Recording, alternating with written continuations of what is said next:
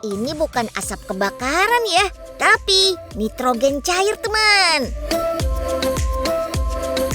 Ini yang namanya gastronomi molekuler. Seni memasak dan menyajikan makanan yang menggabungkan unsur sains seperti fisika dan kimia.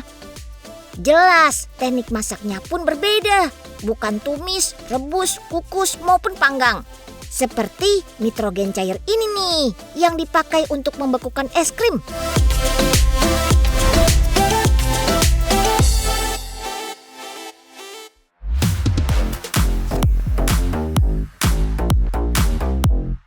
Untuk membuatnya, pertama, dinginkan adonan es krim sampai suhu 0 derajat Celcius. Lalu semprotkan nitrogen cairnya. Dijamin adonan es krim bakal membeku, teman. Lalu ada juga teknik spherification yang bisa mengubah cairan perasa menjadi bola-bola seperti ini. Mirip kaviar alias telur ikan ya, teman. Makanya ini disebut juga red caviar. Ada lagi nih teknik sauce fight, yaitu memasak daging sapi maupun ikan yang sudah dibungkus dalam plastik vakum terlebih dahulu. Katanya cara ini bisa membuat daging lebih empuk dengan rasa yang lebih enak loh. Bim salabim, abrakadabra. Wush, makanan unyil langsung berasap. Cakep. Gastronomi molekuler memang unik, teman. Ada yang tahu siapa pencetusnya? Dia adalah Nicholas Curti, mantan profesor fisika di Universitas Oxford, Inggris. Kalau di Indonesia, restoran pertama yang mengusung konsep gastronomi molekuler hadir sekitar tahun 2013. Sekarang sih sudah banyak bermunculan restoran gastronomi molekuler dengan beragam menu unik, teman. Salah satunya restoran yang ada di kota Bandung ini. Kali ini tema yang disajikan adalah Bandung Halimun. Jadi segala makanan khas Jawa Barat dibuat dengan konsep gastronomi molekuler. Cakep! Tuh lihat, kita disajikan makanan berupa batu kali.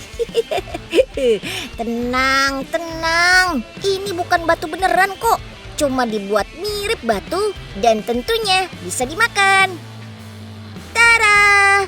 Di balik batu-batu ini adalah comro, teman. Dibuat dari paduan ketan bakar dan bumbu rujak. Benar-benar di luar nulur kan? Makanan beratnya disebut mie iteng. Dari luar kelihatannya mirip daging sapi ya. Tapi pas digigit ternyata daging ayam. Terus ada crispy karkol yang terbuat dari salah satu jenis ubi. Lengkap dengan urap yang dibungkus sayur dan tomat yang mirip boba. Dalam satu piring meski porsinya mini, tapi lengkap ya. Karbonnya ada, protein hewani dan nabatinya juga ada. Ternyata masak makanan bukan cuma soal rasa dan tampilan. Tapi cara mengolah dan penyajian bisa kita sebut sebagai seni. Tenang aja, semua perpaduan makanan menggunakan bahan pangan aman kok. Tunggu dulu, belum selesai. Sebelum si penutup datang. Selalu ada ruang untuk dessert kan? Coret-coret pakai cat air sih. Itu udah biasa. Coba lihat nih, chefnya membuat coret-coretan dengan coklat dan selai. Widih. Dessert ini disebut talaga bodas. Kue utamanya adalah bandros. Dilengkapi dengan natro buah segar yang beku dan dingin di mulut. Plating belum selesai nih, kan udah pakai jas hujan. Yuk kita main hujan-hujanan, mainkan chef. Wuhuu, yippee. Setelah selesai mencicipi semua hidangan, di akhir acara akan ada kejutan spesial. Yes, bener banget. Kita mandi hujan kayak gini, seru. Cuma di gastronomi molekuler kita bisa merasakan pengalaman makan seunik ini. Gimana? Kalian penasaran mau coba juga nggak? Kalau teman di rumah kaget melihat menu-menu yang dihadirkan dalam gastronomi molekuler, Unyil yakin kalian bakal kaget lagi. Ternyata negara kita punya makanan yang lebih unik dari gastronomi molekuler. Yap, Ini dia bahan baku untuk membuat makanannya, teman. Iya, kalian gak salah lihat kok. Iya, ini tuh tanah liat. Masyarakat Bektiharjo, Tuban, Jawa Timur memanfaatkan tanah liat untuk diolah menjadi ampo, makanan yang sudah diwariskan turun-temurun. Nah, lokasi untuk mendapatkan tanah liatnya gak sembarangan loh, karena harus tanah liat hitam dan bersih dari kerikil atau batu. Jadi harus ada di tepian sungai besar atau areal persawahan.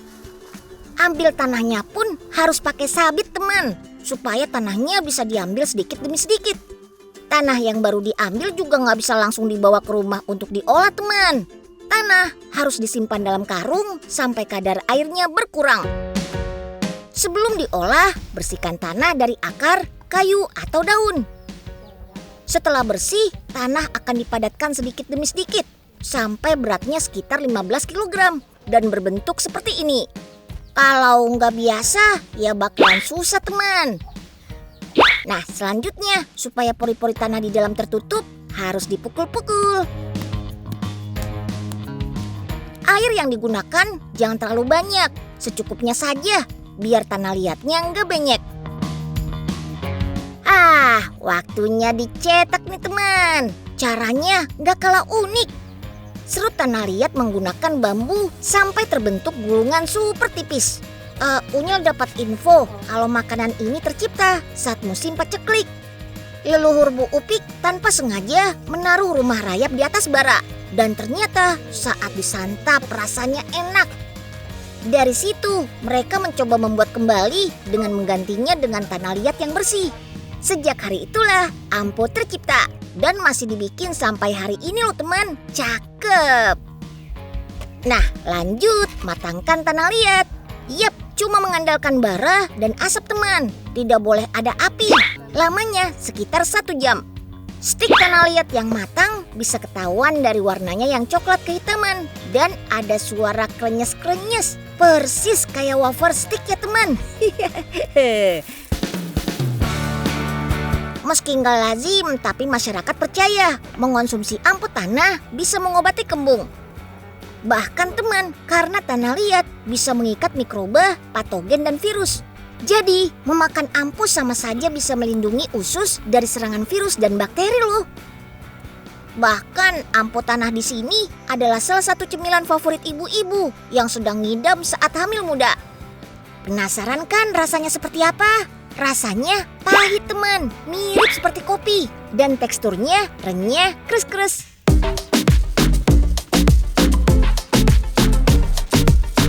Nah, kalau makanan renyah yang satu ini baru Unyil suka. Ini dia, waffle coklat. Camilan khas Belgia ini sekarang hadir dalam kemasan praktis. Unyil lagi di pabrik waffle, teman.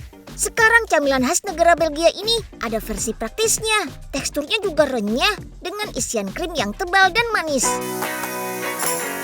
Nah, kita mulai dari membuat kulit wafelnya dulu ya. Campur tepung terigu, pengembang, tepung telur, vanili, garam, gula halus, dan minyak ke dalam mesin mixer ini. Aduk-aduk selama 3 menit. Sekarang kita geser ke pembuatan krim coklatnya yuk. Bahan dasarnya gak jauh beda, tapi perlu ditambahkan perasa serta bubuk coklat. Proses mencampurnya lumayan lama, bisa sampai 1 jam lebih. Ini untuk mendapatkan kekentalan krim yang sesuai. Jadi lapisan krimnya gak akan rusak saat masuk tahap pencetakan. Ini dia proses inti pembuatan waffle, teman. Yap, pencetakan. Mesin cetak wafelnya megah dan kokoh ya. Adonan kulit waffle akan masuk ke mesin pencetakan melalui pipa-pipa ini.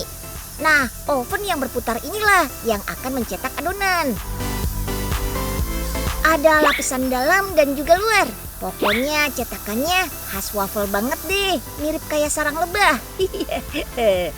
Dan hanya dalam hitungan detik, bim salabim. Lembaran kulit wafelnya sudah jadi aja nih. Panjangnya 40 cm dengan lebar 30 cm.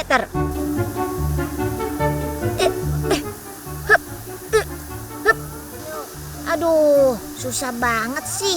Mentang-mentang jari Unyil cimit, masa sampai nggak kena-kena sih? Wih, akhirnya Unyil punya stok kulit waffle sampai 1 tahun ke depan nih. Asik. Nah, ini dia nih conveyor yang bikin Unyil terkagum-kagum. Selain untuk mengantarkan lembaran waffle ke tahapan selanjutnya, juga bisa untuk mendinginkan waffle akibat panas di oven tadi. Treknya terpisah jadi 2 nih. Ada lembaran bagian atas dan bawah. Yap, berpisah sementara dulu ya. Waffle bagian bawah langsung dilapisi krim rasa coklat hazelnut. Lapis secara merata biar nggak ada yang terlewat. Lanjut, beri remahan kue dan sereal atau Rice Krispies di atasnya. Wuhuu, super duper melimpah nih. Masih belum selesai. Sentuhan terakhirnya adalah lelehan coklat lagi dong pastinya. Dari sini, lapisan atas dan bawah waffle kembali bersatu. Tumpuk seperti sandwich. Hop. Tekan supaya menempel sempurna. Lanjut masuk ke mesin pendingin untuk menurunkan suhu waffle. Sebelum dikemas, waffle harus dipotong. Dari yang size-nya jumbo, langsung terbagi menjadi 44 potong.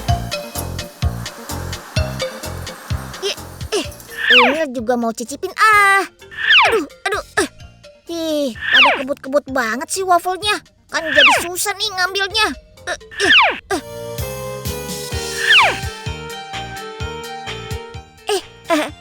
Wih, terima kasih Om Baik. Akhirnya Unyil bisa ngerasain waffle fresh from the oven.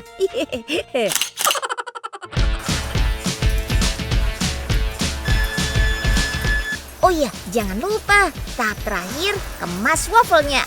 Siap dijual ke seluruh Indonesia deh. Sekilas emang mirip kayak wafer, tapi jangan ketuker ya teman. Yang ini waffle. Bisa dinikmati langsung buat teman cemil-cemil atau jadi pemanis untuk minuman dan kue favorit kamu. Super duper yummy. Gimana nggak bikin nagih coba? Mau.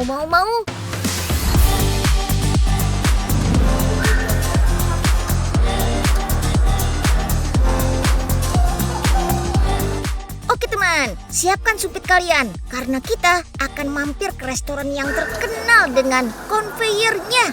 Apalagi kalau bukan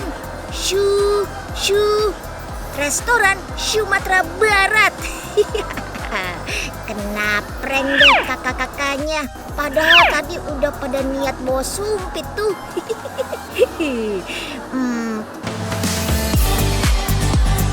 Unyil juga sama takjubnya nih, karena baru kali ini lihat rumah makan Padang yang ada ban berjalan atau conveyor belt begini. Pertama dan satu-satunya di Indonesia loh. Lokasinya ada di Surabaya, Jawa Timur. Konsep yang diadaptasi dari sushi trend pada restoran Jepang ini memungkinkan berbagai menu disajikan secara memutar atau mengelilingi pengunjung. Kalau tertarik, tinggal langsung ambil dan bayar sesuai jenis piringnya. Set, tanpa perlu berpindah tempat. Cakep. Setelah masak besar seperti gulai, rendang, terong, udang balado dan lainnya, biasanya sebagian menu akan ditempatkan di etalase dapur. Sedangkan sebagian sisanya akan ditaruh di piring-piring kecil dan siap diedarkan dengan conveyor. Sekali tut, bisa sampai 50-an piring. Isinya beragam lauk khas Minang, dari sayur daun singkong, sambal, telur, ayam, rendang, udang, terong, dan masih banyak lagi. Yap, yang disajikan di conveyor ini memang kebanyakan masakan kering yang sifatnya pendamping. Nah, kecepatan conveyornya pun sudah diatur di tingkat sedang, gak terlalu cepat atau lambat. Jadi pengunjung masih bisa lihat, pilih, terus ambil deh. Oh iya, makanan yang berputar di conveyor belt ini tetap terjaga kehigienisannya loh, karena sudah dibungkus plastik wrap.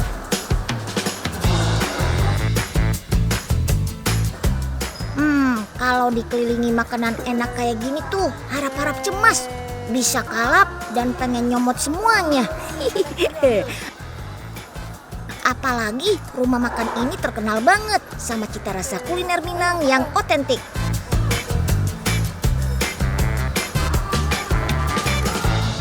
Meski konsepnya Padang fusion alias ada Jepang-Jepangnya, tapi rasanya bikin spontan nyeletuk. Tambah cie uni, udah. Nah, itu tuh makanannya. Ayam gulai yang udah Unyil incar sedari tadi. Asik. Sini. Mari datang ke Unyil. Hah?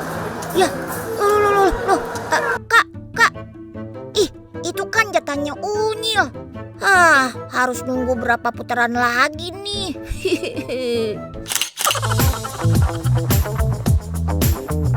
Ngomongin rumah makan Padang, pasti nggak akan lepas dari menu yang satu ini. Yap, rendang. Udah pada tahu dong kalau kuliner kaya rempah ini pernah dinobatkan sebagai makanan terenak di dunia di tahun 2017. Gak heran kalau fansnya banyak banget. Rendang kemasan pun jadi banyak diproduksi. Tapi kalau yang satu ini bisa dibilang pionir rendang saset yang ada di Indonesia. Tuh lihat aja kemasannya cimit banget. Panjangnya hanya setara telunjuk orang dewasa. Tapi bisa memuat 2 potong daging di dalamnya. Pas banget buat porsi 1 kali makan. Nah, habis ini Unyil kasih tahu deh lebih komplit tentang rendang saset. Jangan kemana-mana ya.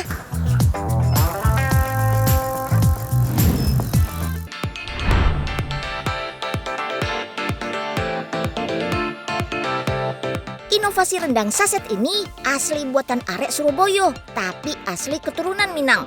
Awalnya, ide rendang saset muncul sebagai bentuk donasi bagi para korban erupsi Semeru di tahun 2021 lalu. Rendang siap makan kemasan mini ini jadi salah satu menu praktis yang diandalkan saat itu. Dan sekarang gak cuma buat kondisi darurat saja, tapi jadi bekal saat pergi jauh, naik gunung, liburan, atau pas pengen makan di rumah tapi males masak. Rendang saset inilah solusinya. Nah, ini dia bahan untuk membuat rendang saset. Semua rempah komplit ada teman. Haluskan semua bumbunya ya. Jangan lupakan santan, kelapa sangrai, dan tentu saja pemeran utamanya daging sapi. Oh iya, daging yang digunakan adalah daging gandik, yakni bagian daging sapi di daerah paling luar paha bagian belakang. Pertama-tama, masukkan santan, panaskan sebentar saja. Lanjut, masukkan bumbu halusnya. Aduk-aduk lagi, lalu masak selama 2 jam.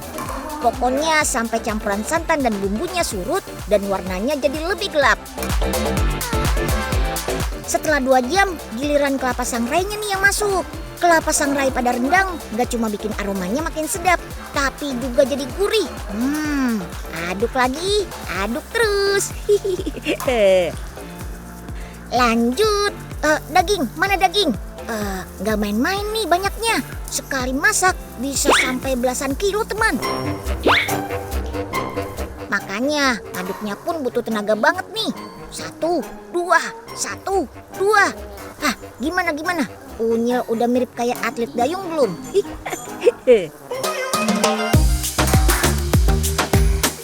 Yang khas dari kuliner Minang satu ini adalah waktu memasaknya yang lama. Ini saja masih harus nunggu 5-6 jam lagi untuk mendapatkan tekstur daging yang empuk.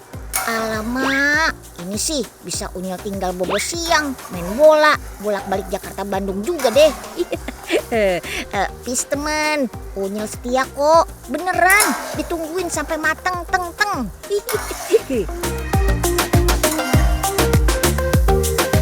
Meski proses memasak rendang lama pakai banget, tapi tahu nggak? Ternyata nggak sampai merusak kandungan gizi dalam daging sapinya, teman. Peneliti menemukan bahwa 30 menit pertama saat daging menjadi gulai, terjadi peningkatan daya cerna protein dari 87% menjadi 91%. Lalu saat menjadi rendang basah, turun menjadi 88%. Dan ketika jadi rendang kering berwarna gelap, daya cerna protein menjadi 86%. Artinya, daya cerna protein rendang hanya turun 1% dari bentuk daging yang belum dimasak. Amazing. Akhirnya setelah 6 jam rendangnya udah kering nih. Kalau gini tinggal diamkan sampai agak dingin. Terus dikemas deh. Yeay! Teknik pengemasan hampa udara ini akan menghambat pertumbuhan bakteri dan bikin makanan jadi lebih awet. Tahan 3 bulan dalam suhu ruang atau 1 tahun jika disimpan di dalam freezer. Lama banget.